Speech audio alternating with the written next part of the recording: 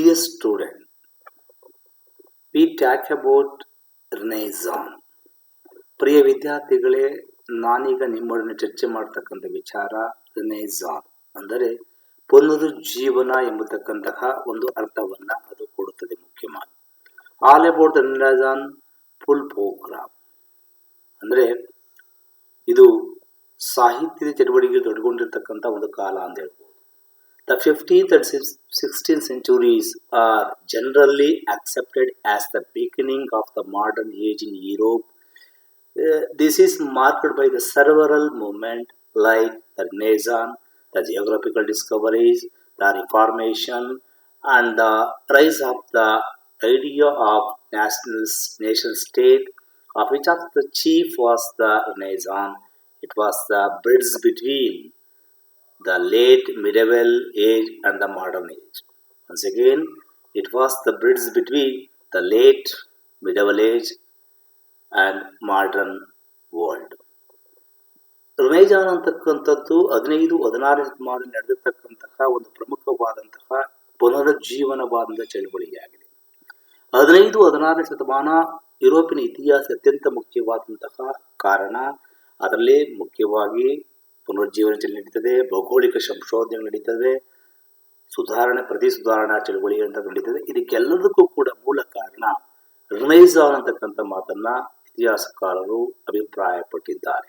ಇದು ರಾಜ್ಯ ಮತ್ತು ರಾಷ್ಟ್ರದ ಕಲ್ಪನೆಯನ್ನು ಮೂಡಿಸಿರ್ತಕ್ಕಂತಹ ಒಂದು ಚಳುವಳಿಯಾಗಿದೆ. ಇದು ಮುಖ್ಯವಾಗಿ ಮಧ್ಯಯುಗೀನ ಮತ್ತು ಆಧುನಿಕ ಯುಗದ ನಡುವಿನ ಒಂದು ಕೊಂಡಿ ಇದ್ದಂತೆ ಎಂಬತಕ್ಕಂತಹ ಮಾತನ್ನ ಇತಿಹಾಸಕಾರರು ಬರೆದಿದ್ದಾರೆ. Renaissance means rebirth. One of their important events of 15th century, intellectual freedom, spirit of inquiry, Italy, center of Renaissance. The word Renaissance literally means rebirth. It particularly refers most to the reveal of the study of Greek and Roman classics. It shows a new outlook in each aspect of life. It means passing from the medieval life and modern life, from blind belief to investigation of facts on the basis of reason and scientific inquiry. ಈ ರಿನೈಸಾನ್ ಅಂತಕ್ಕಂಥದ್ದು ಅರ್ಥ ಪುನರುಜ್ಜೀವನ ಎಂಬತಕ್ಕಂಥ ಅರ್ಥವನ್ನು ಕೊಡುತ್ತದೆ. ಇದು 15 ಶತಮಾನ ನಡೆತಕ್ಕಂಥ ಅತ್ಯಂತ ಪ್ರಮುಖವಾದಂತಹ ಮುಖ್ಯವಾಗಿ ಒಂದು ಜ್ಞಾನದ ಸ್ವಾತಂತ್ರ್ಯಕ್ಕಾಗಿ ನಡೆದಿರ್ತಕ್ಕಂಥದ್ದು ಚಳುವಳಿಯಾಗಿದೆ. ಇದು ಹಿಂದೆ ಇದ್ದಂತಹ ಅಂಧಕಾರವನ್ನ ಅಥವಾ ಮೂಢನಂಬಿಕೆಗಳನ್ನ ಅಳಿಸುವ ಹಾಕುವುದರ ಮುಖಾಂತರ ಒಂದು ವಿಜ್ಞಾನ ಲೋಕದ ಕಣ್ಣನ್ನು ತೆರೆಸ್ತಕ್ಕಂತಹ ಒಂದು ಚಳುವಳಿಯಾಗಿದೆ. ಇಟಲಿ ಅಂತಕ್ಕಂಥದ್ದು ಅವತ್ತು become the original home of renaissance ಆಗಿತ್ತು. ಒಂದು ಇಟಲಿ ಅಂತಕ್ಕಂಥದ್ದು ಒಂದು ಚಳುವಳಿಯ ತವರೂರು ಅಂತಕ್ಕಂತಹ ಮಾತನ್ನ ನಾವು ಈ ಸಂದರ್ಭದಲ್ಲಿ ಹೇಳ್ಬೇಕಾಗ್ತದೆ. ಮುಖ್ಯವಾಗಿ causes, spread of education, role of original thinkers, geographical discoveries, role of printing presses, John Gutenberg, 1455, Germany, capture of Constantinople in 1453, Reformation, patronage by the kings, nobles and popes ಅಂತಕ್ಕಂಥ ಮಾತನ್ನ ಅವರು ಬರೆದಿರ್ತಕ್ಕಂಥ ನಾವು ಪ್ರಮುಖವಾಗಿ ಗಮನಿಸಬೇಕಾಗಿದೆ. Spread of education. The teaching of the Middle Age were not progressive. The doctrines of the church were trusted without question. The study of theology and philosophy was given prominence. The study of Greek and Roman classics, art, literature, and history was neglected. In the sort of church controlled all the activities of the people. People blindly followed the teaching of the church. Religious beliefs, political principles, and social standards were all stagnant in the period. People knew that there was something wrong at the very center of the life in the Middle Ages, so they were looking out of something new. 15-16 ಶತಮಾನಕ್ಕೆ ಏನಾಗಿತ್ತು, church ಅಂತಕ್ಕಂಥ ಪ್ರಾಬಲ್ಯವನ್ನ ಹೊಂದಿತ್ತು. ಚರ್ಚಲ್ಲಿರ್ತಕ್ಕಂಥ ನಂಬ್ಕೊಳ್ತಿರೋ ಜನ ಮೂಢನಂಬಿಕೆಗಳ ದಾಸರಾಗಿದ್ರು. ಅವರಿಗೆ education ಅಂತಕ್ಕಂಥಿಲ್ಲ.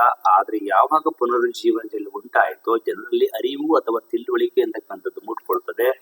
ಆ ಅರಿವು ಅಥವಾ ತಿಳುವಳಿಕೆಗಳು ಮೂಡಿದಂತ ಸಂದರ್ಭದಲ್ಲಿ ಜನರು ಹೊಸ ಒಂದು ಇದರ ಹತ್ರ ಗಮನವನ್ನು ಹರಿಸಿರ್ತಕ್ಕಂಥದನ್ನ ಗಮನಿಸಬೇಕಾಗಿದೆ ಮುಖ್ಯವಾಗಿ. Second one, role of original thinkers. Original and blood thinkers like Peter Abelard, Roger Bacon and John Wycliffe prepared the ground for the Renaissance movement. The Roman Catholic Church punished the thinkers who went against the teaching of the church. However, the bold thinkers openly expressed their new ideas. They advanced the spirit of inquiry and criticism. A bread started the importance of reason to against the blind faith.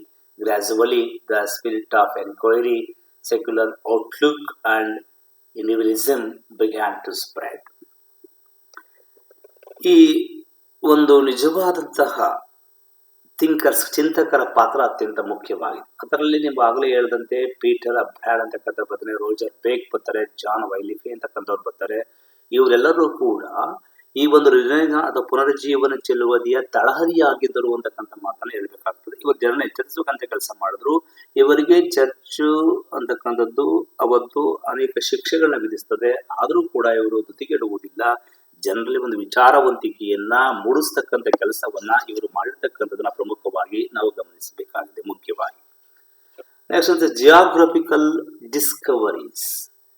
The cities like Vienna, Milan, Portugal, Genova facilitated the discovery of new sea routes. Thereafter, they came into the contact with the land, new people and new culture.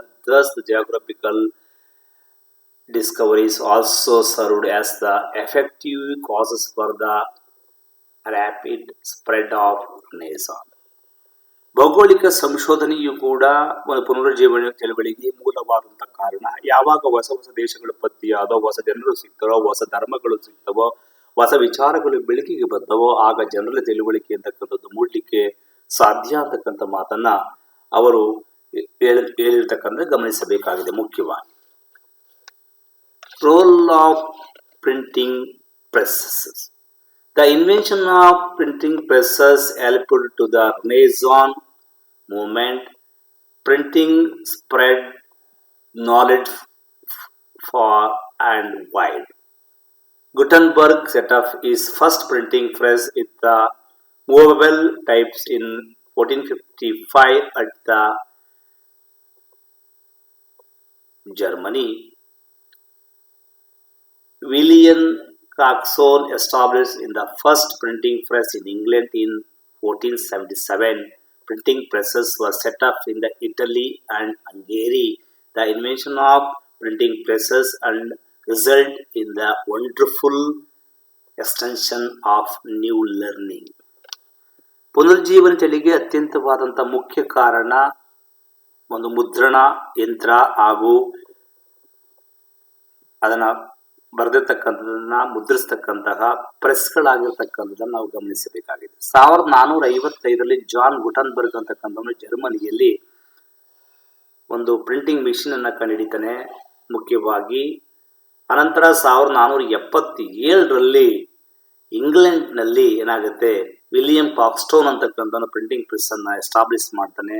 ಇವು ಜನರಲ್ಲಿ ಕೆಲವು ಚಿಂತಕರು ಬರೆದಿರ್ತಕ್ಕಂಥ ವಿಚಾರಧಾರೆಗಳನ್ನ, pop ಮತ್ತು church ದುರಾಡಳಿತವನ್ನ ಒಂದು ಮುದ್ರಿಸಲು ಅನುಕೂಲ ಮಾಡ್ತವೆ. ಇದರಿಂದ ಜನರಿಗೆ ತಿಳುವಳಿಕೆ ಅಂತಕ್ಕಂಥದ್ದು ಮೂಡಿರ್ತಕ್ಕಂಥದ್ದನ್ನ ನಾವು ಪ್ರಮುಖವಾಗಿ ಇಲ್ಲಿ ನಾವು ಗಮನಿಸಬೇಕಾಗಿದೆ ಮುಖ್ಯವಾಗಿ. Next one, capture of Constantinople 1453 ಅಂತಕ್ಕಂಥದ್ದು.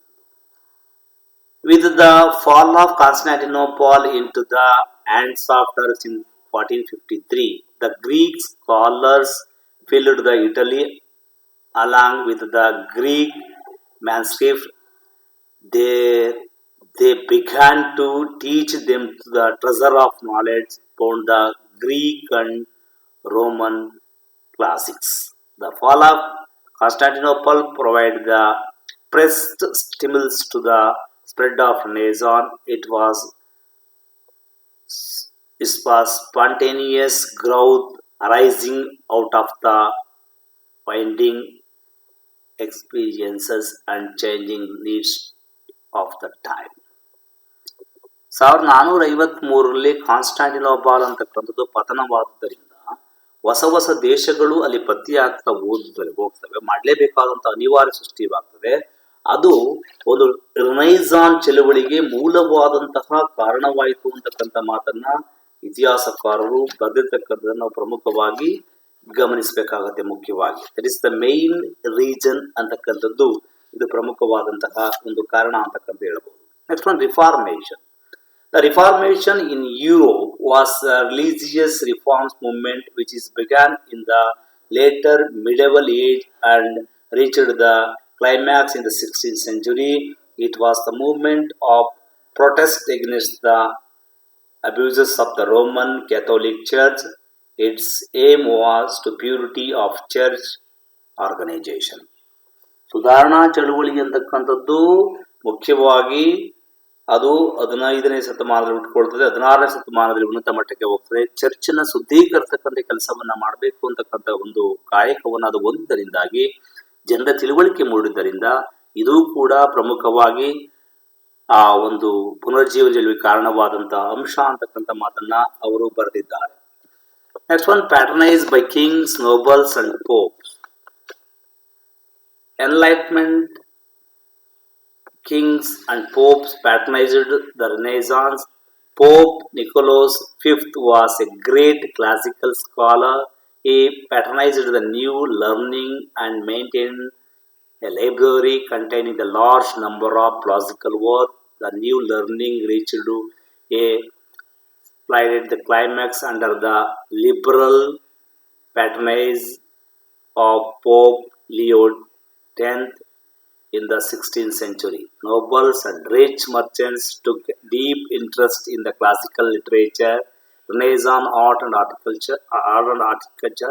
The brilliant medical family of Florence rendered memorable services to the Renaissance movement in Italy. W.N. Veitch says men like Lorenzo de Medici in the magnificence made in the 15th century, Florence, Renaissance, Athens in the days of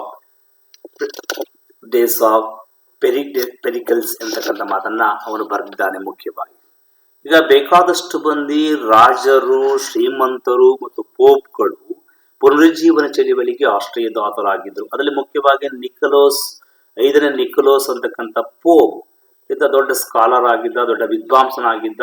ಈತ ದೊಡ್ಡ ಪುಸ್ತಕ library ಗ್ರಂಥಾಲಯವನ್ನು ಹೊಂದಿರ್ತಾನೆ. ಅನೇಕ ಒಂದು classical work ಅನ್ನ ಈತ ಮಾಡಿರ್ತಕ್ಕಂಥದ್ದು ನಾವು ಕಾಣ್ತೀವಿ. ಅದೇ ರೀತಿ ಪೋಪ್ ಲಿಯೋ X ಕೂಡ ಇದ್ದ ಅಂತಕ್ಕಂಥದ್ದು. W.N. Veitch ಅದು ಮುಖ್ಯವಾಗಿ ಫ್ಲಾರಿನಾ ಮೆಡಿಸಿನಾ ಕುಟುಂಬ ಅಂತಕ್ಕಂಥ ಒಂದು ವೈದ್ಯಕೀಯ ಕುಟುಂಬವೂ ಕೂಡ ಇದು ಪ್ರಮುಖವಾದಂತಹ ಪಾತ್ರವನ್ನು ವಹಿಸಿದೆ. ಈ ಎಲ್ಲ ಕಾರಣಗಳು. ನೆಕ್ಸ್ಟ್ ಒನ್,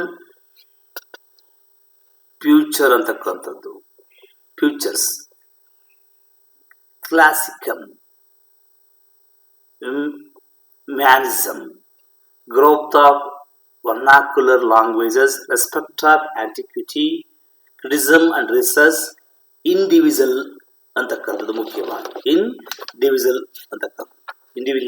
ಇಂಡಿವಿಜುವಲಿಸಮ್ ಅಂತಕ್ಕಂಥದ್ದು ಇದರ ಪ್ರಮುಖವಾದಂತಹ ಲಕ್ಷಣಗಳಾಗಿರ್ತಕ್ಕಂಥದ್ದನ್ನು ನಾವು ಪ್ರಮುಖವಾಗಿ ಗುರುತಿಸಬಹುದಾಗಿದೆ. ಪ್ರಮುಖವಾಗಿರ್ತಕ್ಕಂಥ ಲಕ್ಷಣಗಳು ಅಂತ ನಾವು ಕರಿತೀವಿ. ಮುಖ್ಯವಾಗಿ ರಿನೈಸಾನ್ನ ಪ್ರಮುಖವಾದಂತಹ ಲಕ್ಷಣಗಳು ಅಂತ ನಾವು ಕರಿತೀವಿ. ಮುಖ್ಯವಾಗಿ ಅದರಲ್ಲಿ ಮುಖ್ಯವಾಗಿ ಇದನ್ನ ಚೀಫ್ ಫ್ಯೂಚರ್ಸ್ ಆಫ್ ರಿನೈಸಾನ್ ಅಂತ ನಾವು ಕರೆಯಬಹುದಾಗಿದೆ.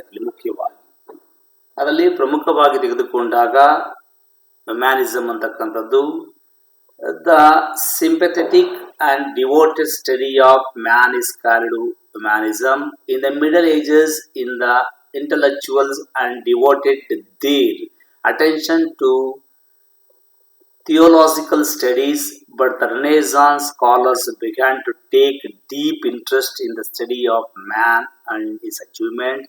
The Renaissance promoted the rational and monastic approach. Petrarch and Dante were great representatives of humanism. Petrarch, known as the father of humanism.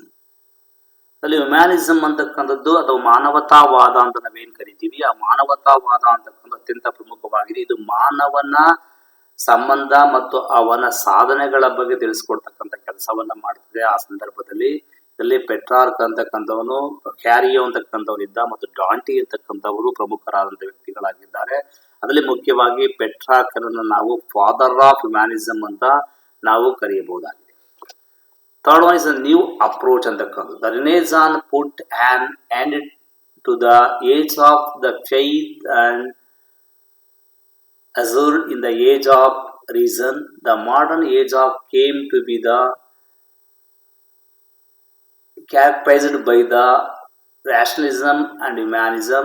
The critical and scientific approach began to dominate the human life. The new approach, encouraged by the European mind and question all the things, including the papal authority. The new learning led in the study of humanities, subject of human interests such as the poetry, history, moral philosophy, theoretic and grammar, etc. ಒಂದು ಹೊಸ ಪುನರ್ಜೀವನ ಚಳುವಳಿಯಿಂದಾಗಿ ಜನರಲ್ಲಿ ಒಂದು ಹೊಸದಾದಂತಹ ಒಂದು ಆಸಕ್ತಿ ಅಂತಕ್ಕಂಥದ್ದು ಉದಯವಾಗಿರ್ತಕ್ಕಂಥ ನಾವು ಕಾಣಬೇಕಾಗ್ತದೆ. ಅವರು ಚರ್ಚನ್ನ ಪ್ರಶ್ನೆ ಮಾಡ್ತಕ್ಕಂಥ ಅಧಿಕಾರವನ್ನು ಹೊಂದದೆ ಒಂದು ಹೊಸ ಸಾಹಿತ್ಯ ಸಂದೇಶಗಳು ಮುಂದಾಗ್ತದೆ. ಅದರಲ್ಲಿ ಇತಿಹಾಸ ಇರ್ಬೋದು, ಮುಖ್ಯವಾಗಿ ಸಾಹಿತ್ಯ ಕವಿತೆಗಳನ್ನ ಬರೀತಕ್ಕಂತಿರ್ಬೋದು, ಮುಖ್ಯವಾಗಿ ತತ್ವಶಾಸ್ತ್ರವನ್ನು ತಿಳ್ಕೊಳ್ತಕ್ಕಂತಿರ್ಬೋದು, ಮುಖ್ಯವಾಗಿ ಮತ್ತು ವ್ಯಾಕರಣ ಎಲ್ಲವನ್ನ ತಿಳ್ಕೊಳ್ತಕ್ಕಂಥ ಒಂದು ಕೆಲಸವನ್ನ ಇದರಲ್ಲಿ ನಾವು ಮಾಡಿರ್ತಕ್ಕಂಥ ನಾವು ಮಾಡಬೇಕಾಗ್ತದೆ. Growth of vernacular languages. The Latin language of ancient Rome continued to enjoy the position of pride and importance until the end of the Middle Age. It was an international language in Europe. It was the language of the church, of the state, and the learned men all over Europe. In the later medieval period, the many local dislocate development into the vernaculars. The classical revival seemed to prevent of the growth of European vernaculars in the 15th century. However, the 16th and 17th centuries witnessed the tremendous growth of vernaculars. ಹಾಗತ್ತೆ ಬೇರೆ ಬೇರೆ ಜಾತಿ, ಧರ್ಮಗಳು ಮತ್ತು ಭಾಷೆಗಳು ಬದಲಾಗ್ತಾ ಇರ್ತಕ್ಕಂಥ ನಾವು ಕಾಣಬೇಕಾಗ್ತದೆ. ಹಿಂದೆ ಪುನರುಜ್ಜೀವನಕ್ಕಿಂತ ಮುಂದೆ ಏನಾಗಿತ್ತು, ಲ್ಯಾಟಿನ್ ಅಂತಕ್ಕಂಥ ಪ್ರಮುಖವಾದಂತಹ ಭಾಷೆಯಾಗಿರ್ತದೆ. ಆದರೆ ಕಾಲ ಬದಲಾದಂತೆ ಪುನರುಜ್ಜೀವನ ಚಳುವಳಿಯಿಂದಾಗಿ ಬೇರೆ ಬೇರೆ ರೀತಿಯಾದಂತಹ ಎಲ್ಲವೂ ಕೂಡ ಬೆಳವಣಿಗೆ ಹೊಂದಿರತಕ್ಕಂಥದ್ದನ್ನು ನಾವು ಪ್ರಮುಖವಾಗಿ ಗಮನಿಸಬೇಕಾಗುತ್ತೆ. ಮುಖ್ಯವಾಗಿ ರೆಸ್ಪೆಕ್ಟ್ ಫಾರ್ ಆಂಟಿಕ್ವಿಟಿ.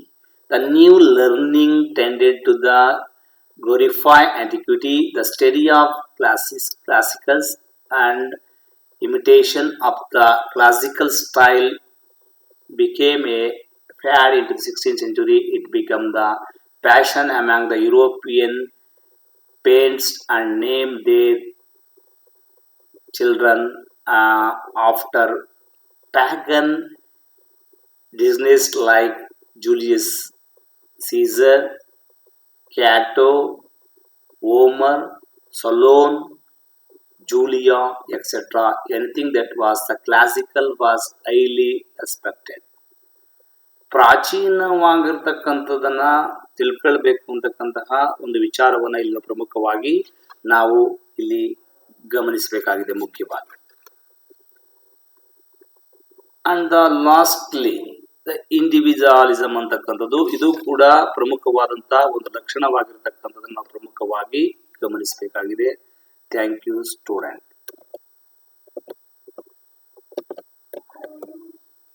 ಸಾರಿ.